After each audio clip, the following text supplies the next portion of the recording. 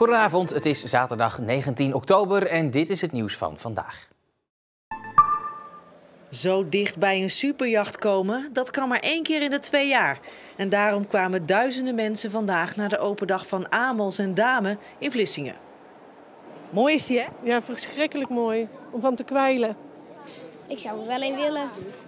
Nou, ik zou het wel willen, maar voor mij niet te betalen, denk ik. Nee, bovendien heb ik gelezen dat je 12 man personeel nodig hebt. Ik weet niet precies waar ik daar zou van moeten betalen. Damen, waar jachtenbouwer Amos onder valt, is een internationaal bedrijf met wereldwijd 12.000 werknemers. Verdeeld over 36 verschillende werven. In Vlissingen worden onder meer luxe jachten gebouwd, die als ze af zijn opvallend in de haven liggen te blinken. Ik fiets hier regelmatig langs en dan zie je al die enorme jachten liggen. Dus ja, ik denk het is toch een mooie gelegenheid om eens een keertje te kijken hoe dat eruit ziet. En ik vind het wel indrukwekkend dat dat eigenlijk zo dichtbij in Vlissingen dat ze dit soort enorme jachten bouwen. We komen hier al zo lang en kijken hier al zo vaak naar. En vaak staan we ook aan de overkant te kijken naar die boten die al buiten liggen. En nu zag ik open dag. Ik denk van nou, daar wil ik wel even naartoe. Om het recordaantal van 8000 bezoekers te ontvangen, hielp iedereen vandaag een handje mee. Zelfs de hoogste baas.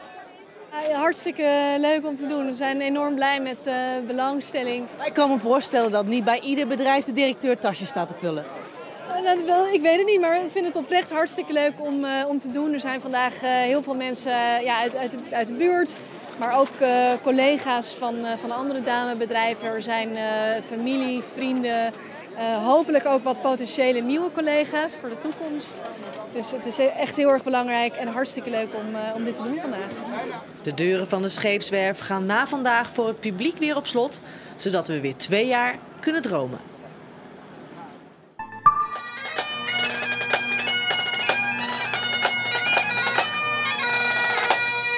IJsendijken herdenkt dit weekend 75 jaar bevrijding. Het stadje werd zwaar getroffen door bombardementen tijdens de Tweede Wereldoorlog. En ook bij de verovering door de Canadezen werd zwaar gevochten. IJsendijken werd straat voor straat weer terugveroverd.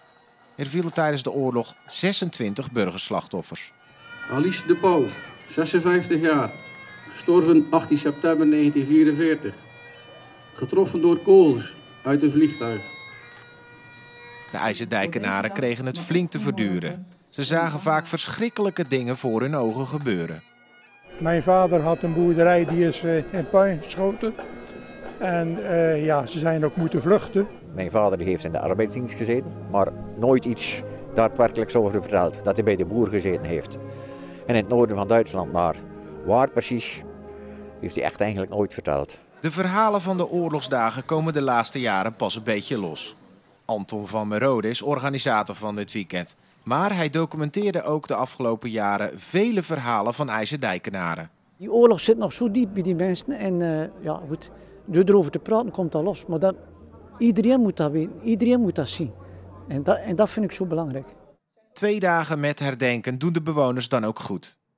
En dat is ook iets om op blijven. Dat is een herinnering die voor heel veel mensen fout afgelopen is. Maar we moeten onze vrijheid respecteren.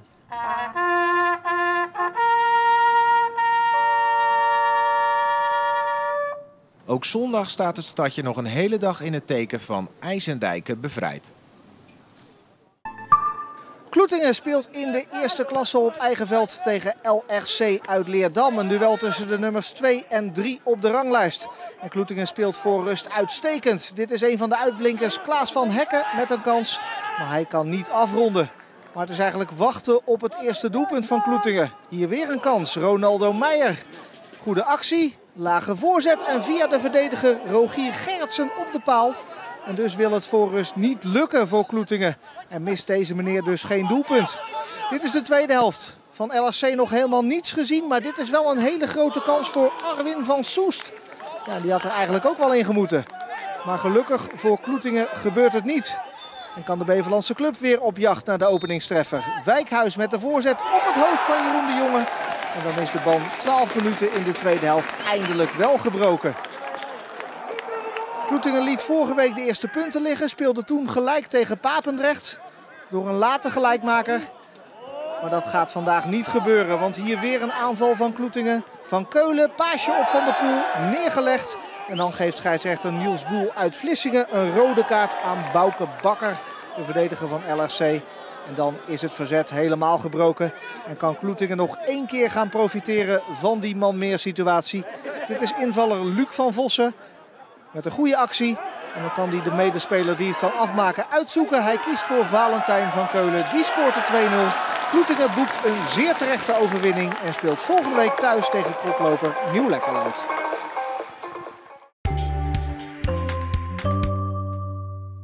Vanochtend heeft het een beetje geregend. Daarna klaarde het een beetje op. En vanuit Frankrijk probeert een regenstoring onze kant op te komen. Dat gaat niet helemaal lukken morgen. Nou, vanavond en vannacht overheersen wolkenvelden. Misschien valt een enkele bui. En met zwakke wind uit zuidelijke richtingen wordt het niet koud. De minimumtemperatuur komt uit op 8 tot 10 graden. Nou, ook morgen wolkenvelden. Misschien een beetje zonneschijn. Plaatselijk kan wat regen gaan vallen in de loop van de dag. Vooral in het oosten van Zeeuws-Vlaanderen en op Tholen. Naar het westen toe in de provincie is de kans op droog weer groter. Met zwakke wind uit het noordoosten wordt het 14 graden maximaal. En dat is precies normaal voor deze tijd van het jaar. Dat is het langjarige gemiddelde. Nou, op maandag wordt de kans op regen groter. Een volgende storing kan gaan passeren. Ook dan wordt het een graad of 14. Dinsdag en woensdag laat de zon zich af en toe zien. Er is niet veel wind. Het wordt 14 graden. Woensdag iets warmer. Tot zover nieuws en weer van vandaag. Maar blijf nog even kijken voor een terugblik op het nieuws in Zeeland de Week.